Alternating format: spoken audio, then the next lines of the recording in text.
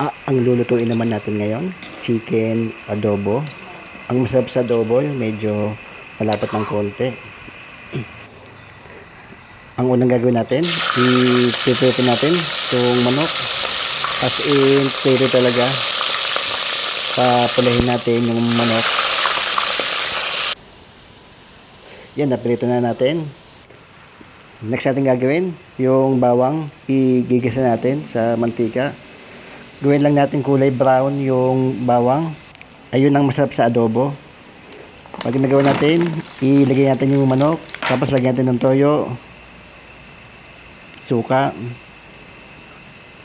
Tapos, lagyan natin ng asukal.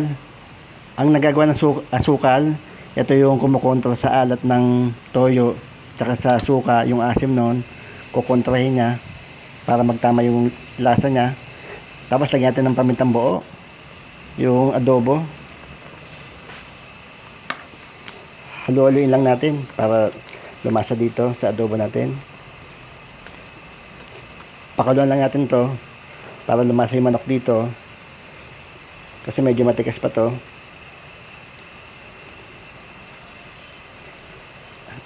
Ang gagawin lang natin, papalabutin lang natin to. Pag lumapot, dun lalabas yung adobo natin na medyo malambot na yung manok. Yan, lumalapot na siya. Hintayin natin nakatuwang-wang, walang takip para mag-evaporate siya. Yan, halu-haluin lang natin para lumabas yung aroma ng manok.